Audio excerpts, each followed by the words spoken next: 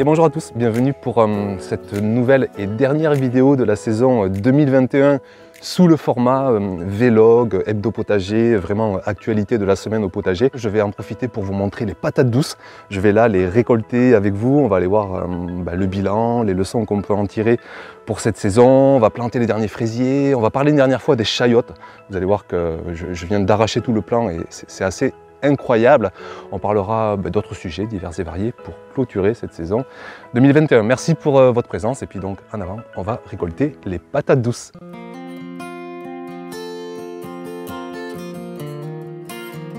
Alors les patates douces, avant de les récolter, il faut absolument que je vous raconte leur histoire parce que j'en suis un peu fier cette saison, parce que j'ai fait vraiment mes propres plans maison et je suis parti de mes patates douces de l'année dernière. Je les ai vraiment mis cette fois-ci sur un tapis chauffant parce que vraiment elles ont besoin de chaleur, ces patates douces, pour germer. Chaleur et humidité, mais surtout vraiment de la chaleur, et ça n'a pas loupé quoi. Ça a vraiment super bien marché, elles ont germé, elles ont fait des lianes, vraiment une dinguerie quoi, la longueur des lianes. Donc j'ai récupéré par la suite ces lianes, on était au mois de mars, je les ai découpées en prenant soin de garder 2, 3, 4 œils par morceau de liane. Donc les yeux c'est à l'endroit d'où partent les petites feuilles et c'est là que ça va faire des racines ou que ça va faire des nouvelles lianes par la suite. Une fois que j'ai coupé ces morceaux, j'en ai mis dans de l'eau pour les faire raciner justement au niveau des yeux, et encore quelques temps plus tard, eh bien, j'ai mis ces boutures dans des godets individuels avec les racines dans du terreau et une partie aérienne, là aussi avec un œil, d'où vont partir les nouvelles lianes. Donc en m'y prenant dès mi-février pour faire germer mes patates douces, je me suis retrouvé à la mi-mai avec mes propres plants de patates douces que j'ai plantés en partie en extérieur, juste derrière moi, et j'en ai planté d'autres dans la serre. Donc maintenant, presque mars, avril, mai, juin, juillet, août, septembre, octobre, 8 mois plus tard, eh bien on va aller découvrir le résultat et voir si la récolte est bonne ou pas. Donc d'abord je vais couper toutes les lianes, puis bien sûr je mettrai ça en paillage un peu partout sur le potager ou en butte lasagne pour faire du compost, mais en tout cas ça fait encore et toujours de la matière organique pour le sol. On brille le sol là. Allez.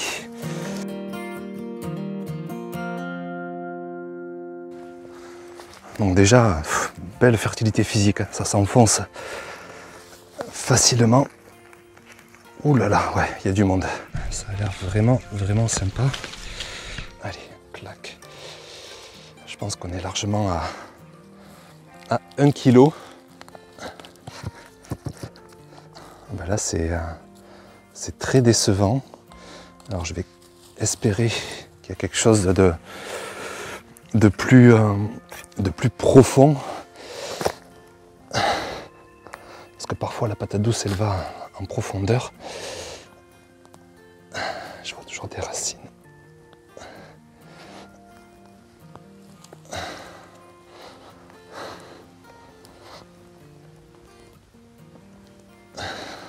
Non, je ne vois rien. Donc sur ce plan, vraiment pas grand chose, et pourtant alors la terre est magnifique, vraiment magnifique, mais alors j'ai rien du tout. En patate douce, j'essaie de descendre encore, il n'y a rien, il n'y a rien du tout. Bon ben là, il faut qu'on en parle. Alors vous avez vu, là on a un petit peu un cas d'école en fait, parce que je récolte un plant de patates douces comme celui-ci, et à 50 cm à côté, je récolte un plant de patates douces comme celui-là. Donc je trouve que c'est un petit peu le reflet, parfois en tout cas, du fait de jardiner par une approche biologique, organique, par le sol en tout cas. C'est qu'on a beau apporter toutes les clés de fertilité, on reste complètement dépendant du bon vouloir de la nature, du contexte environnemental et du contexte de sol. Il suffit qu'il y ait un goûteur qui marche un peu moins bien, la fertilité qui passe par une bonne humidité de sol, elle va s'écrouler, et peut-être que c'est ça qui a fait que ça a marché moins bien, parce qu'ici on manque toujours un peu d'eau, donc il faut que j'arrose. Peut-être que la vie du sol n'était pas la même 50 cm à côté, ou X raisons qui font qu'on ne peut pas toujours maîtriser en fait, parce qu'on n'est pas sous perfusion d'engrais chimiques. Les engrais chimiques, ils agissent quel que soit le sol, hein, ils sont quasiment directement assimilables par les plants et ça offre des résultats très homogènes. Mais par l'organique, par le sol, quoi qu'on apporte à notre potager, on peut avoir des disparités très conséquentes. On fait tout pour se rapprocher de ce résultat, mais parfois on a beau l'impression d'avoir tout bien fait, on se retrouve avec ce genre de résultat, donc il faut l'accepter. et essayer quand même voilà, de respecter les clés de fertilité, de tout faire à notre humble niveau pour espérer quand même avoir ce genre de résultat.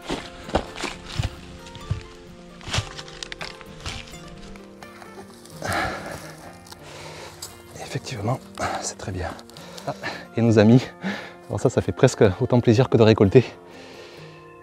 C'est eux qui bossent, c'est pour ça aussi qu'on a une belle récolte. Merci les vers de terre. Je vérifie de rien oublier. Ah, c'est bon.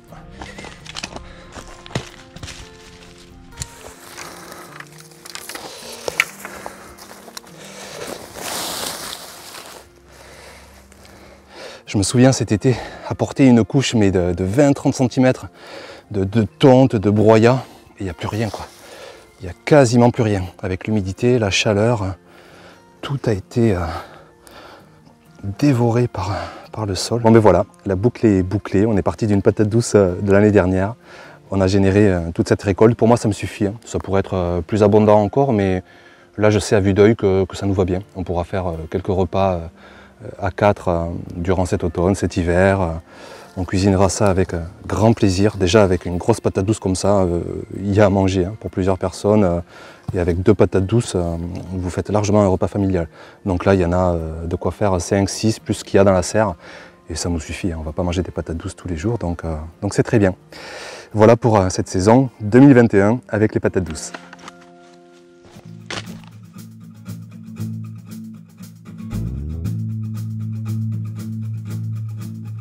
Alors ensuite, une fois que j'ai récolté toutes mes patates douces, j'en profite pour implanter une autre fraiserie en plus de celle que j'ai actuelle, parce que je me rends compte que les fraises, on en manque en fait toutes les saisons. C'est tellement quelque chose de super savoureux en fait quand ça vient du potager. Donc là, il y a un mois, j'ai fait mes propres plants. Hein, si vous vous souvenez, j'ai prélevé les stolons, hein, ces rejets que font les plants chaque automne. Je les ai mis dans des godets individuels. J'ai maintenu tout ça humide là depuis quelques semaines. Là, on a maintenant vraiment des jolis plants de fraisiers qui sont bien enracinés. Et bien là, je vais me faire un bon mètre carré d'une nouvelle fraiserie en espérant dès le printemps prochain hein, avoir des récoltes encore et toujours plus abondantes de fraises. Et je crois que saison après saison, je vais encore et toujours plus faire des plants de fraisiers parce que vraiment j'insiste, mais les fraises du potager, déjà quand on voit le prix hein, au kilo dans le commerce, des bonnes fraises françaises, ça vaut son pesant de cacahuètes. Et bien vraiment autant en avoir un maximum du potager. Alors avant d'implanter tous mes plants de fraisier, je vais en profiter pour réenrichir mon sol, pour continuer à l'améliorer et je vais me servir de mon compost végétal. Mais comme c'est un compost qui est vraiment très grossier avec plein de petits morceaux de bois, ce que je fais, je le tamise pour récupérer vraiment la partie la plus mûre, la plus fine. Et cette partie-là, je vais directement l'incorporer au premier centimètre de mon sol. Et je vous rappelle que j'ai une texture vraiment très argileuse et ça ne fera que l'améliorer.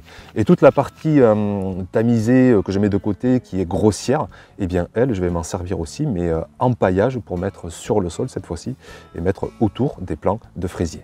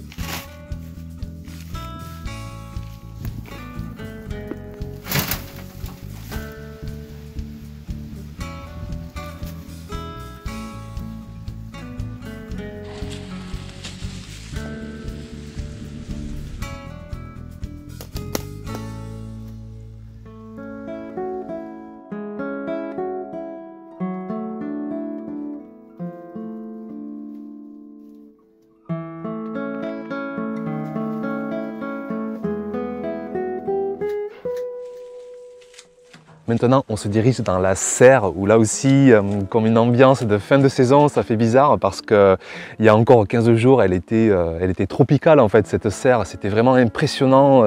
Tout a assez bien marché hein, dans la saison. Les tomates, les aubergines, les poivrons, les concombres, dans l'ensemble, c'est vraiment une belle saison avec un filet d'ombrage pour éviter qu'il y ait trop de chaleur, pour essayer d'être toujours sous les 30 degrés. Ça n'a pas toujours été le cas, hein, mais dans l'ensemble, je m'en sors vraiment bien. Une belle abondance. Et là, ce que je vais faire, je vais vraiment tout arracher, couper toutes les cultures. Toujours pareil, je vais recycler bien sûr tout ça en compost, en paillage. J'enlève aussi toutes les structures qui me permettaient de bien tutorer les tomates, les concombres, tout ça. Et je vais récolter les quelques plants de patates douces que j'avais testés dans la serre et on va voir la différence, notamment avec les plants en extérieur. Alors le résultat sur ces patates douces, eh bien c'est la déception, je dirais, de la saison dans la serre. Je m'attendais vraiment à quelque chose de mieux. Alors il y a quand même un signe qui m'a mis un petit peu, comment on dit, la puce à l'oreille, je crois que c'est ça. J'ai vu des lianes qui étaient vraiment exubérantes, qui étaient 3 fois plus amples que celles que j'avais sur les plants en extérieur. Des lianes, mais de partout, sur des mètres et des mètres. Et ça, parfois, ça peut vouloir montrer, par exemple, un excès d'azote dans la terre. Et un excès d'azote pour des légumes racines, c'est pas bon. Les tubercules vont moins se développer au détriment du feuillage. Et là, maintenant que je mets la grelinette, que je vais chercher les patates douces dans cette terre, eh bien j'ai pas grand chose. J'ai un rendement qui est largement 3 fois inférieur à celui des patates douces en extérieur. Donc c'est une nouvelle terre hein, que j'ai fait venir cette première année. C'est un premier essai en fait sous serre. Quelque part, je suis débutant. Je ne maîtrise pas encore tout. Je pense que cette terre, elle manque encore d'amendement, de compost, de paillage, de vie biologique. Elle est très minérale, elle est presque morte en fait à mon ressenti. Donc il va falloir que, comme mon potager, hein, que j'y passe des années et des années à l'améliorer et que j'essaie de faire progresser encore cette terre pour avoir des meilleurs résultats. Non seulement sur des cultures en aérien, où là c'est déjà le cas cette année, j'ai des beaux résultats, mais pour espérer aussi avoir des résultats avec des légumes racines, des légumes tubercules comme les patates douces.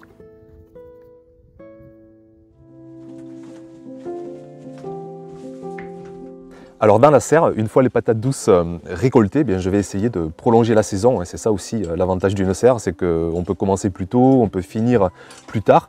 Et je vais en profiter pour inonder la serre avec des salades, des laitues en tout genre, des scaroles aussi. Mais avant ça, je vais prendre le temps là aussi d'essayer d'améliorer ma terre. Donc là aussi, j'utilise du compost végétal. Je ne le tamise pas, là, je mets la partie bien mûre, la partie grossière. J'intègre tout ça au premier centimètre de cette terre qui est encore bien trop morte à mon sens. Donc vraiment, ça lui fera du bien d'avoir du compost. Après, comme il y a plein de morceaux de bois quand même, je complète avec du sang desséché. Alors le sang desséché, j'en ai un seau, ça fait des années que je l'ai, je m'en sers très peu en fait parce que ça a un peu le même usage que l'urine diluée. Alors je suis désolé, hein, tout ça c'est pas très glamour, l'urine, le sang, mais bon, moi je raisonne par l'organique, hein, que ce soit venant du vivant végétal, mais aussi du vivant animal. Et le sang, l'urine, pour moi, ce sont vraiment des ressources précieuses pour enrichir nos cultures.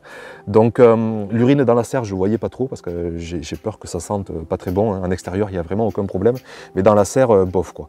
Donc je mets une poignée de sang desséché par mètre carré. Ça va vraiment fournir une ressource en azote sur les premiers jours, les premières semaines, de l'azote organique, vraiment de l'azote naturel. Et avec le compost, voilà, j'espère à la fois enrichir mon sol, avoir une belle fertilité chimique naturelle. Et donc je plante mes salades dans ce mélange de compost et de terre en espérant vraiment des belles récoltes pour tout l'automne, mais aussi quasiment tout l'hiver. Je pense qu'on va être à l'abri sous cette serre des petits gels qu'on peut avoir par ici et même des gros gels. Allez, on va espérer que dans la serre, on puisse vraiment bien prolonger la saison.